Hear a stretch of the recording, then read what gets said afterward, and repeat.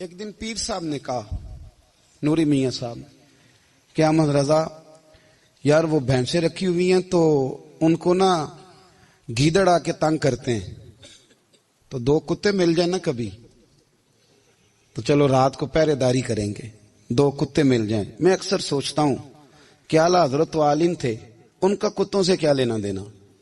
حضرت جی آپ نے کتوں کی بات کرنی تھی تو کسی دنیا دار سے کرتے، 2 کتے مل جائیں تو ذرا جانوروں کی دیکھ بھال کریں گے۔ فرمایا حضور سویرے ہی آ جائیں گے۔ بھئی آپ کا تو یہ شوگر نہیں تو آپ کہاں سے لائیں گے؟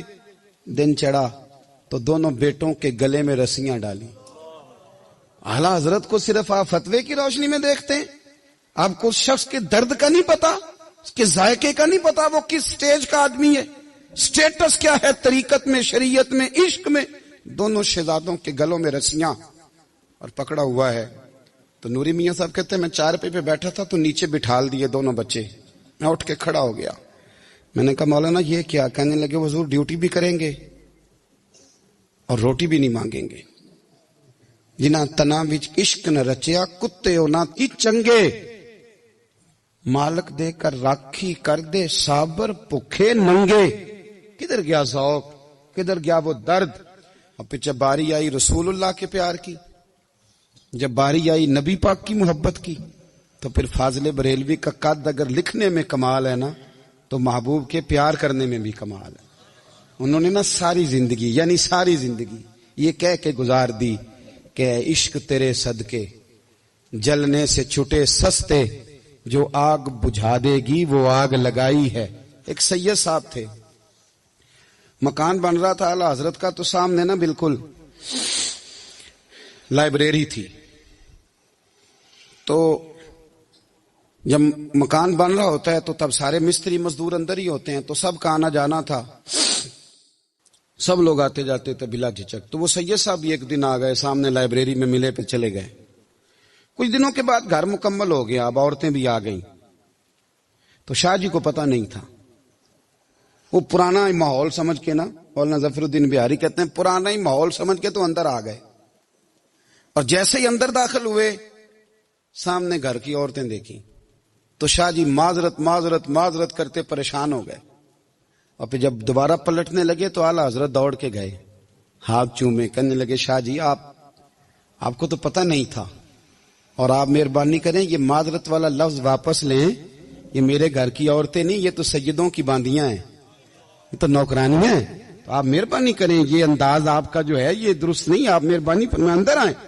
اور پھر سارے خاندان کو لے کے پردے کے پیچھے کھڑا کیا اور کہنے لگے شاہ جی کو غلطی لگ گئی، انہوں نے ہم سے معذرت کی، اب ہم سارے مل کے ان سے معذرت کریں گے، اس لیے کہ یہ رسول اللہ کا خاندان۔ یار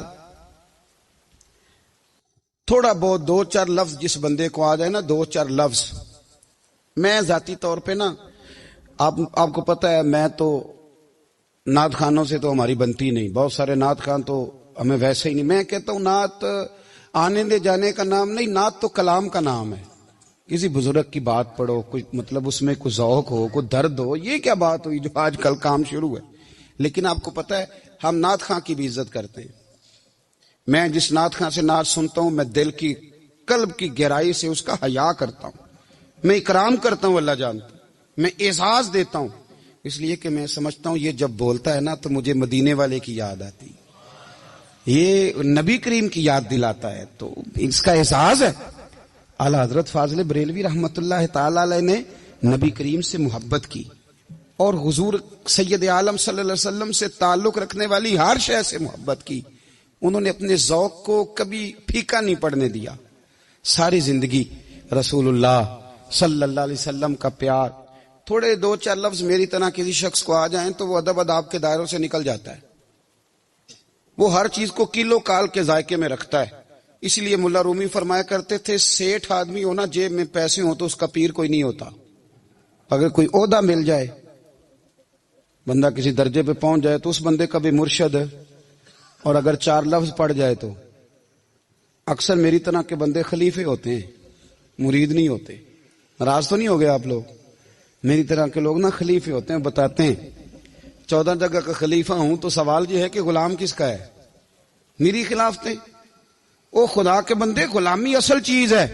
اعلیٰ حضرت فاضل بریلوی رحمت اللہ تعالی علیہ نا لوگوں سے پوچھتے، جب کوئی مدینے سے آتا، مکے سے آتا، حج کر کے آتا تو پوچھتے مدینے گئے تھے؟ صدر الشریعہ رحمت اللہ علیہ فرماتے ہیں کسی نے کان میں آ کے کہا حضور وہ موچی حج کر کے آیا. پکی بات ہے حضور؟ ہاں. فرمایا چلو چلیں. حضرت جی وہ لکھنا نہیں؟ فرمایا آ کے دیکھتے ہیں. حضرت مہمان اوے آ کے دیکھتے ہیں. کہتے دوڑنے لگے، وہ جوتے گانٹ رہا تھا. جا کے پوچھا حج کر کے آئے ہو؟ کہا ہاں. مدینہ شریف گئے تھے؟ وہ جس بندے کے پاس لوگ تاریخیں لینے جائیں تو ٹائم نہ ملے، بھائی آج مدینے گئے تھے؟ کہنے لگا جی بڑا کرم کیا سرکار نے، میں تو 1.5 مہینہ رہ کے آیا ہوں. کہتے ہیں جبہ کہیں، پگڑی کہیں، قلم کہیں، شاگرد کہیں، مرید کہیں، اور اندر نہیں، حجرے کے اندر چھپ کے کسی کی تعظیم نہیں، چوک میں موچی جوتے گانٹنے والا دنیا دیکھ رہی ہے. اعلیٰ حضرت جھکے اور موچی کے پیر چومنے شروع کر دیے. لوگ پکڑ دیں حضور یہ کیا؟ وہ بھی پیر. کہنے لگے پیچھے ہٹ جاؤ، یہ وہ قدم ہے جو میرے مصطفیٰ کریم کے در دولت سے ہو کے آئے.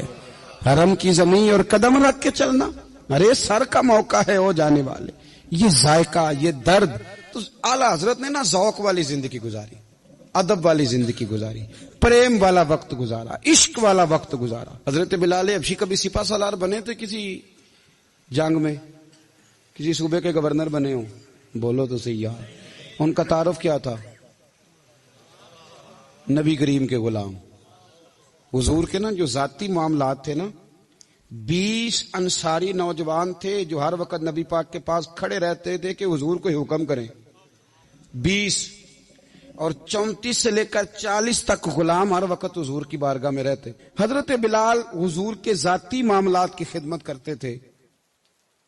کوئی ایسی وہ جو تبلیغ کی یا دعوت کی یا جنگ کی یا جہاد کی کوئی ڈیوٹی نہیں وہ کرتے تھے، ذاتی خدمت سرکار کی. حضرت عمر فاروق وہ شخص ہیں کہ جنہوں نے کبھی کسی بندے کو خاطر میں نہیں لائے وہ. لیکن جب حضرت بلال آتے تھے نا تو جناب عمر اٹھ کے کھڑے ہوتے تھے، کرسی چھوڑتے تھے اور پھر ایک نعرہ لگاتے تھے، کہتے تھے یا بلال انت سیدنا. بلال تو ہمارا سردار ہے یار، تو ہمارا. یعنی عشق کا ذوق پورا کرنا انہیں بھی آتا تھا.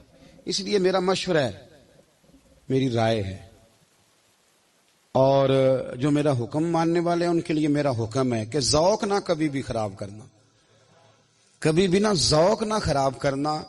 اپنا لطف میں نے کئی دفعہ، میں پہلی دفعہ مدینہ شریف حاضر ہوا تو ایک بابا جی میرے آگے آگے تھے تو ان کو نا دھکے مار رہا تھا. وہ سامنے کھڑے ہوتے ہیں نا، اللہ خیر فرمائے، اپنی اپنی ڈیوٹی ہے نا، ان کی بھی ایک ڈیوٹی ہے نا جی. تو وہ دھکے مار رہا تھا تو بابا اسے کہہ رہا تھا تیری خیر ہوئے پہرے دارا روزے دی جالی چوم لین دے.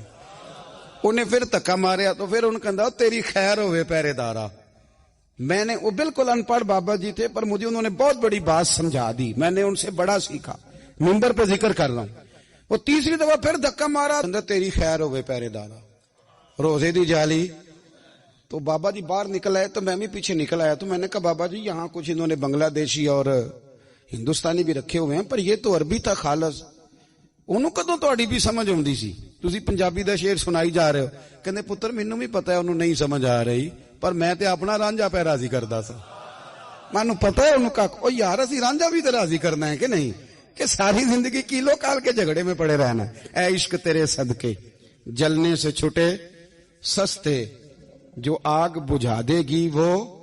اور ایک جگہ پہ اعلیٰ حضرت کہتے ہیں جان دے دی وعدہ دیدار پر. ہم نے جان دے دی، ہاں خالی اس نے وعدہ کیا تھا کہ آؤں گا، آیا نہیں تھا پر جان ہم نے پہلے دے دی.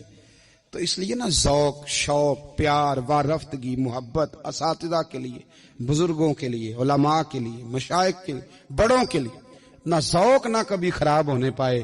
اللہ آپ کو سلامت رکھے. اور کچھ دعائیں میں نے دے دی ہیں، کچھ اللہ جانتا ہے میرے دل میں ہیں، وہ میں دیتا رہتا ہوں. اللہ آپ کو ہمیشہ شاد و آباد فرمائے.